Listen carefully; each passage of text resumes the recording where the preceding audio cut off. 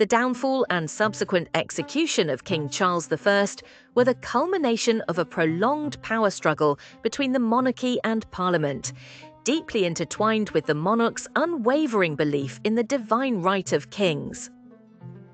This belief, which held that a monarch derived authority directly from God and was accountable only to divine judgment, stood in stark contrast to the emerging principles of constitutional governance that Parliament sought to uphold.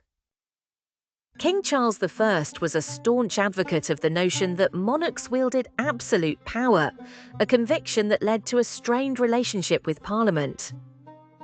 This was most evident in his dismissal of Parliament on numerous occasions, most notably during the 11 Years of Tyranny, 1629–1640, when he chose to rule without parliamentary consent. To sustain his government and finance wars without the backing of Parliament, Charles resorted to imposing unpopular taxes. Ship money, an archaic tax intended for coastal defence, was controversially extended to inland areas during peacetime, symbolising his abuse of power and disregard for the principle of taxation only with representation. This practice fueled significant public dissent. The king's marriage to the Catholic French princess Henrietta Maria, coupled with his support for high Anglican practices such as Arminianism, sparked fears of a Catholic resurgence among the predominantly Protestant Parliament and Puritan factions. This religious tension was exacerbated in 1637 when Charles attempted to enforce an English-style prayer book upon the Church of Scotland, sparking the Bishops' Wars. The failure of these military campaigns left Charles with no option but to reconvene Parliament in 1640 to secure funds, a step he had long resisted. When Parliament reconvened, it presented a comprehensive list of grievances known as the Grand Remonstrance, demanding more governmental control. In an audacious and ill-fated move, Charles attempted to arrest 5 leading members of Parliament in January 1642, a direct violation of parliamentary privilege and a key trigger for escalating tensions, leading quickly to the outbreak of the English Civil War.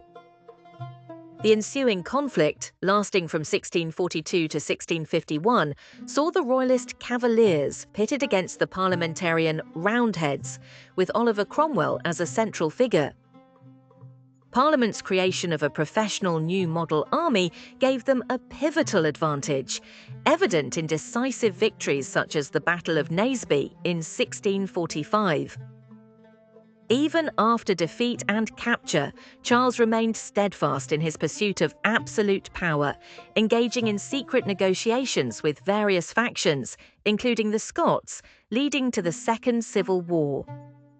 This unyielding stance convinced many within the radical parliamentarian faction, especially Cromwell, that a lasting peace was unattainable as long as Charles retained authority.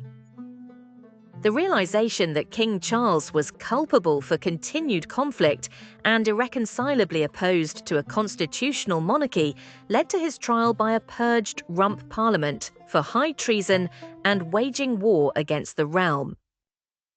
Consistently maintaining that he was above such judicial proceedings, Charles refused to acknowledge the court's legitimacy, yet was found guilty and executed on January 30, 1649, marking a profound moment in British history where the rule of monarchy was dramatically curtailed in favour of parliamentary sovereignty.